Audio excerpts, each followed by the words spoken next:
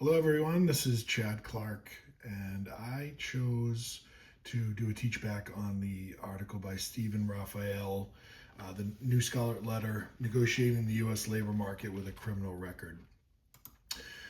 So, the article, the overview of the article is that Raphael says that because felons are, they're pretty much doubly punished when they come out of the prison system, where they go in, they're punished for their crime, but then they come out and they're punished again for their crime because they're felons. They can't vote. They can't um, uh, carry weapons. They can't get jobs. Mainly, is what the article is about. So um, that's kind of the overview of the article. But so he says that the stable employment is central to successful reentry of these individuals, um, helping them avoid material poverty and reducing the likelihood of committing crime.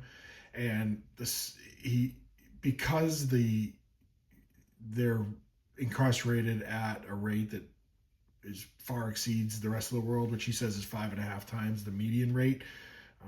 In 1 year, in 2011, nearly 700,000 people were released from state or federal prison, which obviously, when they try to get into the employment sector, there's going to be a huge population of inmates trying to get similar jobs because they're usually low-paying jobs or unskilled jobs. Because, as we'll see, they can't get the skilled jobs that make more money. So the consequences of that are that it's not evenly spread through all races and ethnicities. He says that a full 1/3 of American male children born in 2001 are going to spend some time in prison in their lives. So he says that this aggravates the existing inequalities for those already disadvantaged, which are the minorities. He says that the U.S. the U.S. rate for incarceration has increased nearly fivefold after 1975, and he says that it's not due to harsher sentencing policy. I'm sorry, it's driven by harsher sentencing policies and not by crime waves. Which I guess my question would have been to him: is that based on a percentage of the population, or is that based on the population in general?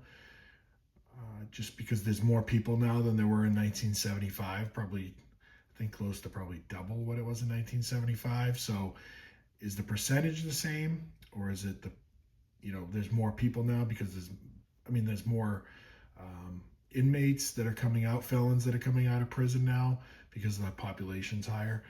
That's one thing that he didn't specify in his article.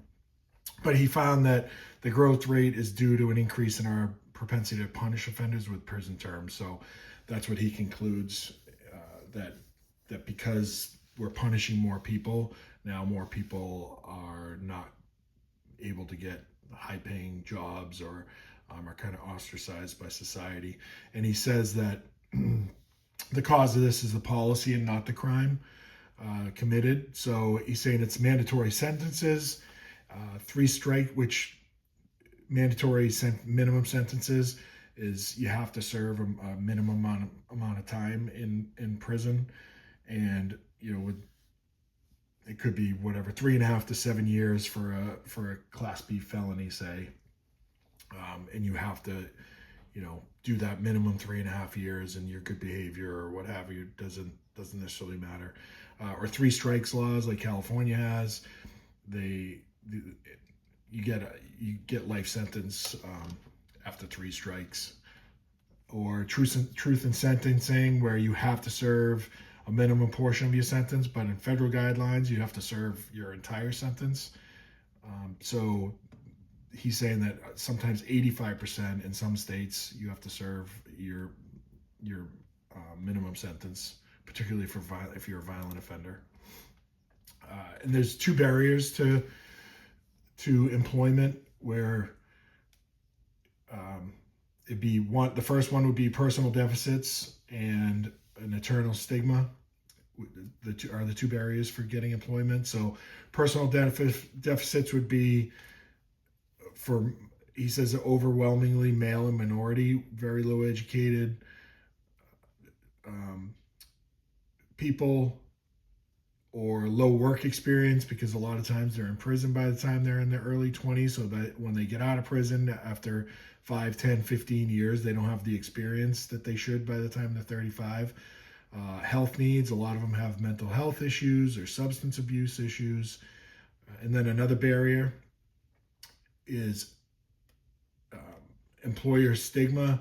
So in a California survey, 71% of employers indicated that they would probably not, or definitely not, hire an applicant with a criminal history. That's pretty high. 7 out of 10 people saying that they wouldn't hire someone that's a felon. I mean, he says criminal history, but I'm not sure if a DUI would necessarily matter to somebody unless somebody's going to be driving a vehicle. And then he also says a reluctance to hire is based on things like negligent hiring doctrine, or if they got into trouble again while they were on the job, or in a difficulty getting employees bondable by insurers, so that the employer can't insure the people because they're felons. A lot of insurers won't insure them. So, and then an audit. I can't remember if it was this article or another one, but there was a black male who went in to a business. He had a felony, and they wouldn't hire him. But he also went in and didn't have, and I can't remember if it was him or another person went in and they didn't have a felony. Just because he was a black male, they also wouldn't hire him. So either way, it's a much lower callback rate for applicants with a criminal history. So policy recommendations that Raphael says moving forward we should embrace would be scale back incarceration of people, and come up with other alternative punishments and sanctions that can be used for less serious violations, or improve triaging and signaling, help people that want to turn their lives around, and that's usually about 25% according to most statistics, that aren't gonna reharm. So he wants to see them push for people to go into, he says, like an example would be successful graduates of the Center for Employment Opportunities program have a recidivism probability 1/4 that of CEO dropouts. So I mean, that's pretty high graduation rate, and those people tend not to go out and recommit the crimes.